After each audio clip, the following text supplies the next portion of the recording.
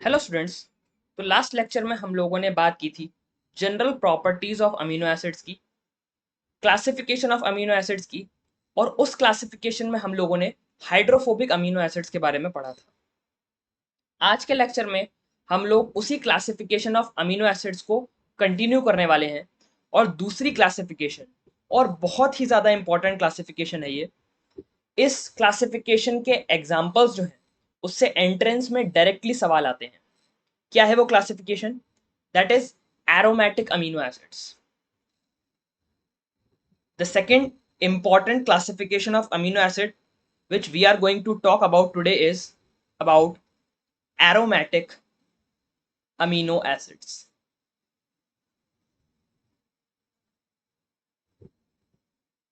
आज हम aromatic amino acids के बारे में जानेंगे।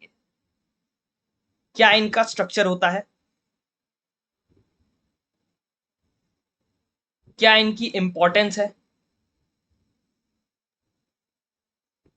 और एंट्रेंस एग्जाम्स में इसमें किस तरीके से इस पार्ट से क्वेश्चंस आते हैं। इन तीनों चीजों के बारे में हम डिस्कस करेंगे। So let's start the lecture. सबसे पहले अगर हम एरोमेटिक अमीनो एसिड की बात करें तो एरोमेटिक से हमारे दिमाग में क्या चीज आती है? अगर हम organic chemistry point of view से देखें तो जरूर इस अमीनो एसिड के पास इस तरीके का कुछ ना कुछ स्ट्रक्चर होगा, कोई ना कोई एरोमेटिक हाइड्रोकार्बन होगा, जैसे कि बेंजीन हो सकती है,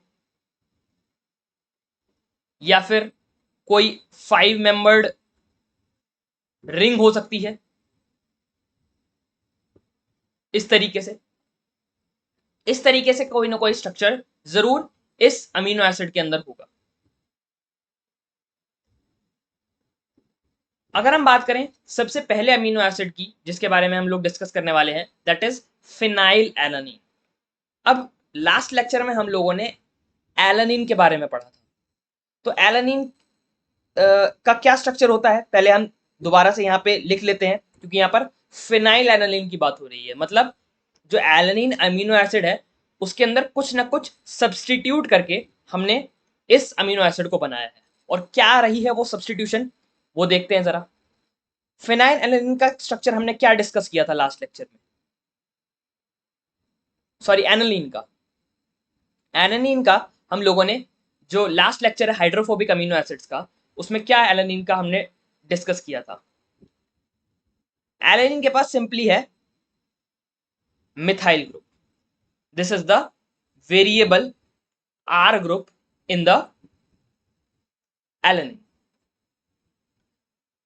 अब ये कह रहा है ये अमीनो एसिड फिनाइल एनालीन, यानी एलानीन के पास फिनाइल ग्रुप है।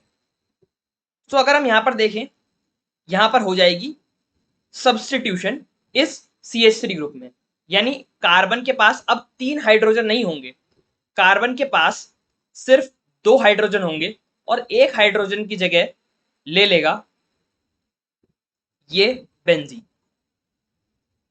This is phenylalanine. Phenylalanine की सबसे पहली बात, एरोमेटिक अमीनो एसिड है, क्योंकि हम लोग इस टॉपिक के अंदर वही डिस्कस कर रहे हैं। The second important thing about this phenylalanine is that it is non-polar. It is not polar. This is non-polar amino acid. क्यों? क्योंकि इसके पास कोई भी पोलर ग्रुप नहीं है। कार्बन, यहाँ पे बेंजीन देखिए, बेंजीन जो है वो एक तरीके से कोई वाटर लविंग नहीं है, ठीक है। कार्बन के पास इधर दोनों हाइड्रोजन है, और ये पूरी कार्बन की चेन ही होती है बेंजीन की रिंग। तो यहाँ पर कोई भी पोलैरिटी के लिए कोई इलेक्ट्रोनेगेटिव ग्रुप नहीं है इसके पास। That is why it is non polar. अगर हम इसकी बहुत इंपॉर्टेंट प्रॉपर्टी की बात करें, जो कि in the recent years it is very commonly asked in the entrance examinations, that phenylalanine shows intrinsic fluorescence. That is, it is having the absorbance phenomena. अगर आप यूवी absorption से इसको पास करेंगे, so it will have the absorbance of the UV light. So The three important characteristics about phenylalanine is that it is aromatic amino acid. The second thing, it is non-polar. And the third thing is it shows intrinsic fluorescence, or you can also say it has the absorbance phenomena. What type of absorbance? Absorbance of the UV light. एक UV spectrophotometer होता है जिसके अंदर जो qubit के अंदर phenyl aniline को रख कर जब हम यूवी लाइट पास करते हैं तो जो फिनाइल एनालिन होगा का जो सोल्यूशन होगा वो उसको एब्जॉर्ब कर लेगा उस यूवी लाइट को. This is the absorbance phenomena. The second amino acid which we will be talking about is the tyrosine. Now tyrosine is also very simple. अगर आपको फिनाइल एनालिन याद है तो आप टायरोसिन को इजीली जो है वो आपका स्ट्रक्चर जो है ड्रॉ कर सकते हो. देखिए यहां पर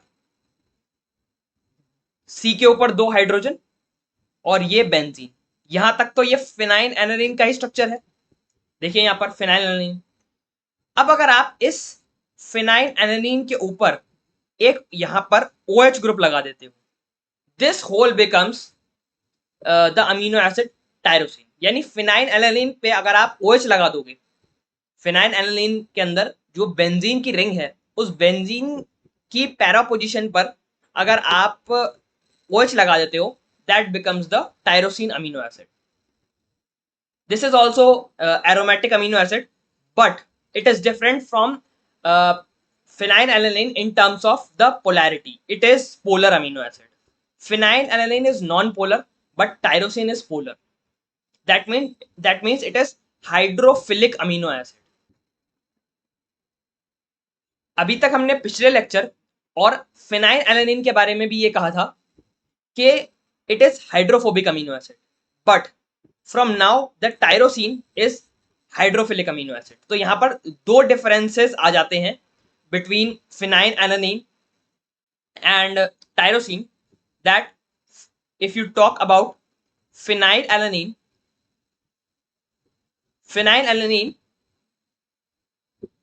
non-polar है. और अगर हम बात करें टायरोसिन के बारे में तो टायरोसिन पोलर है.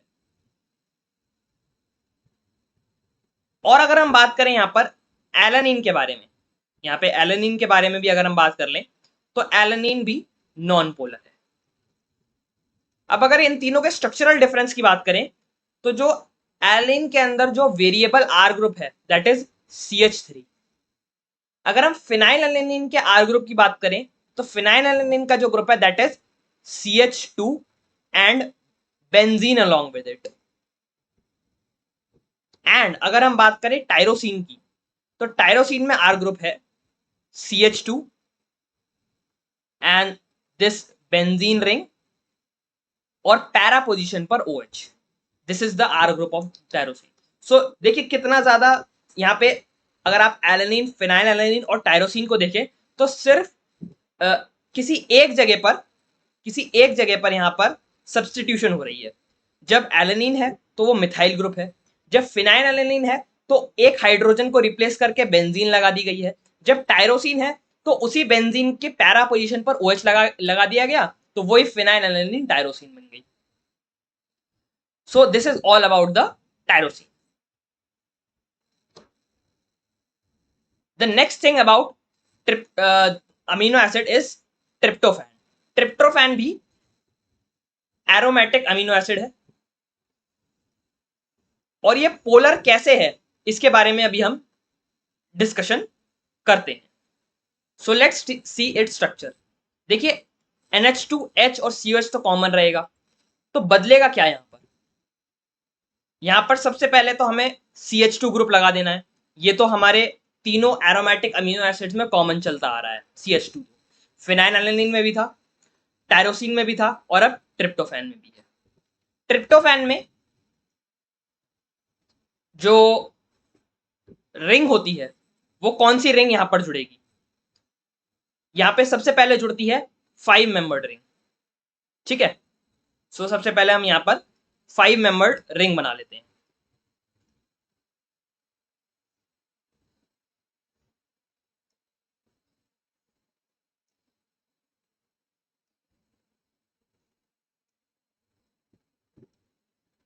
This is the 5 membered ring. और इस जो 5 मेंबर्ड रिंग है, इस 5 मेंबर्ड रिंग के यहां पर कार्बन नहीं होता, यहां पर होता है नाइट्रोजन। और यहां पर ये होता है इस तरीके से डबल बॉन्ड, और देन इससे अटैच होता है हमारी बेंजीन।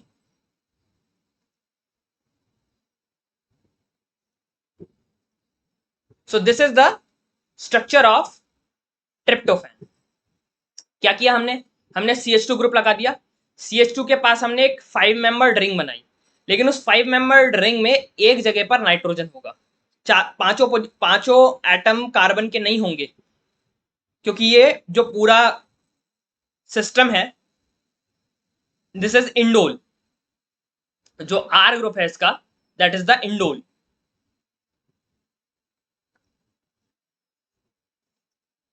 और इसी नाइट्रोजन की वजह से, इसी नाइट्रोजन होने की वजह से, क्योंकि नाइट्रोजन एक काफी ज्यादा इलेक्ट्रोनेगेटिव है, जो ट्रिप्टोफैन है वो बन जाता है polar amino acid. So again अगर हम डिस्कस करें पोलैरिटी के बारे में, क्योंकि ये बार बार एंट्रेंस एग्जामिनेशन में पूछे जाते हैं इस तरीके के सवाल। तो एलेनिन हमने देखा था नॉन पोलर। उसके बाद हमने सब्सटीट्यूशन करके बनाया फिनाइल एलेनिन। जो एलेनिन का एक हाइड्रोजन है, जो 3 हाइड्रोजन है उसमें से एक को हटा दिया और वहां पर हमने बेंजीन रिंग लगा दी, that becomes phenylalanine, and it is also non polar amino acid. The next is tyrosine. हमने क्या किया? उस बेंजीन रिंग के पैरा पोजीशन पर OH ग्रुप लगा दिया, और OH ग्रुप लगाते ही, क्योंकि जो ऑक्सीजन है वो भी इलेक्ट्रोनेगेटिव एटम होता है, तो ये बन गया polar amino acid. And last but not the least came the tryptophan. एंड ट्रिप्टोफैन के अंदर भी nitrogen as an electronegative atom है, then this is also a polar amino acid. अब इन तीनों में जो कॉमन चीज है, जो कॉमन बात है, वो ये है कि ये तीनों एरोमेटिक अमीनो एसिड्स हैं, phenyl alanine, tyrosine and tryptophan. ये तीनों ही अब्जॉर्बेंस फिनोमिना शो करते हैं। हालांकि इनके अब्जॉर्बेंस फिनोमिना शो करने का जो लेवल है वो डिफरेंट है। The level of showing the absorbance phenomena is different, and that we will talk in the coming slides, which has the highest absorbance phenomena, which has lower than that, and which has the least among these three. So and they have different variable R groups. So this is all about the 3 aromatic amino acids and their structures. अब अगर हम बात करें इनके absorbance phenomena की, तो absorbance phenomena की अगर हम डेफिनेशन देखें कि डेफिनेशन क्या है अब्जॉर्बेंस फिनोमिना की। Absorbance phenomena said that absorption of ultraviolet light, that I said the UV light, by aromatic amino acids. Aromatic amino acids जो UV light है उसको कितना absorb कर सकते हैं, यही उनका कैरेक्टरिस्टिक फीचर होता है absorbance का। एंड ये होता क्यों है? अगर कोई रीजन आपसे असर्शन रीजन की फॉर्म में पूछ ले, this is due to the pi electron delocalisation. हमने देखा था कि फिनाइल एलेनिन के पास भी बेंजीन रिंग है, हमने देखा था कि टायरोसिन के पास भी बेंजीन रिंग है, और उसके पैरा पोजीशन पर OH ग्रुप है, जिस वजह से वो रेजोनेंस करेगा। जैसे कि अगर हम यहाँ पर देखें स्ट्रक्चर बना के, अगर आपको रेजोनेंस का फिनोमिना नहीं पता है तो, वैसे तो पता होना चाहिए, but still, CH2, this is the benzene and this is the OH group. So यहाँ पर जो ऑक्सीजन का जो लोन पेयर होगा, that will partially give the electron to this side, and फिर इस पूरी रिंग के अंदर, इस पूरी बेंजीन के रिंग के अंदर यहां पर रेजोनेंस होगी। So this is the pi electron delocalisation. और इसी तरीके का फिनोमिना जो है वो ट्रिप्टोफैन में भी होगा। टायरोसिन का तो मैंने दिखाई दिया, ठीक है। फिनाइलएलानाइन के अंदर OH नहीं होता, बट बेंजीन के अंदर तो पाई इलेक्ट्रॉन की डीलोकलाइजेशन हो सकती है। सो this is the absorbance phenomena. अब अगर हम बात करें कि सबसे ज्यादा अब्जॉर्बेंस फिनोमिना किसका होता है, उससे कम किसका होता है, और सबसे कम किसका होता है एरोमेटिक अमीनो एसिड्स के अंदर। तो सबसे ज्यादा जो अब्जॉर्बेंस फिनोमिना होता है वो होता है ट्रिप्टोफैन का। क्यों ट्रिप्टोफैन का, आप खुद सोचिए। अगर मैं यहां पर स्ट्रक्चर एल्यूसिडेट करके आपको कंपैरिजन बताना चाहूं ऑर्गेनिक केमिस्ट्री के पॉइंट ऑफ व्यू से, तो आप खुद सोचिए कि ये है वेरिएबल ग्रुप किसका, फिनाइलएलानाइन का। अगर मैं इसको यहां से सिंगल लेटर कोड से डिनोट करूं, दिस इज फिनाइलएलानाइन। अगर हम टायरोसिन कहें, टायरोसिन का सिंगल लेटर कोड क्या होता है, वाई। सिंगल लेटर कोड्स भी याद होने चाहिए, जो कि मैंने लास्ट क्लास में डिस्कस किए थे। तो अगर आपने वो नहीं लेक्चर देखा तो आप जरूर देखिए उसको। सो यहां पर सब्सटीट्यूशन हो जाएगी किसकी, यहां पर आ जाएगा OH ग्रुप, तो दिस बिकम्स टायरोसिन। और ट्रिप्टोफैन का भी हमने लास्ट स्लाइड में ही देखा। सो ट्रिप्टोफैन का सिंगल लेटर कोड क्या होता है, W। So what will be its structure, CH2, यहां पे 5 मेंबर्ड रिंग, और उस 5 मेंबर्ड रिंग के एक जगह पर नाइट्रोजन एटम है, बाकी 4 जगह कार्बन है, ठीक है। ये है यहां पर double bond, and here comes the benzene ring, ठीक है। सो दिस इज ट्रिप्टोफैन। अब आप खुद सोचिए, सबसे कम, सबसे ज्यादा रेजोनेंस आपको कहां लग रही है, सबसे ज्यादा रेजोनेंस आपको किस जगह पे दिख रही है। देखिए ये बेंजीन रिंग है, ये भी रेजोनेंस करेगी। ये 5 मेंबर्ड रिंग है, इसके पास भी जो है नाइट्रोजन के पास अंदर लोन पेयर है, और ये डबल बॉन्ड है। तो सबसे ज्यादा जो रेजोनेंस हो रही है, जो सबसे ज्यादा रेजोनेटिंग स्ट्रक्चर्स बनेंगे वो ट्रिप्टोफैन के अंदर बनेंगे। उससे कम आप देखिए, इसके पास सिर्फ एक बेंजीन रिंग है, ठीक है, कोई दूसरा स्ट्रक्चर नहीं है। सो यहां पर क्या होगी, ट्रिप्टोफैन से कम होगी रेजोनेंस टायरोसिन के अंदर। और यहां पर सिर्फ बेंजीन रिंग है, कोई एडिशनल ग्रुप नहीं है जो इसके अंदर रेजोनेंस करवाए, यानी बेंजीन के अंदर खुद ही रेजोनेंस पाई इलेक्ट्रॉन डीलोकलाइजेशन होती रहेगी, कोई अदर ग्रुप अटैच नहीं है रेजोनेंस करवाने के लिए। तो सबसे कम जो अब्जॉर्बेंस फिनोमिना होगा वो फिनाइलएलानाइन का होगा। So the highest absorbance phenomena according to the organic chemistry point of view, that is in tryptophan, उससे कम टायरोसिन, और सबसे कम है phenylalanine. So this is the absorbance phenomena, और ये इसका ऑर्डर है। और ये ऑर्डर बहुत सारे एंट्रेंस एग्जामिनेशंस में पिछले 4-5 सालों में पूछा गया है। So thank you for watching this lecture. If you like my content, please like, share and subscribe to the channel.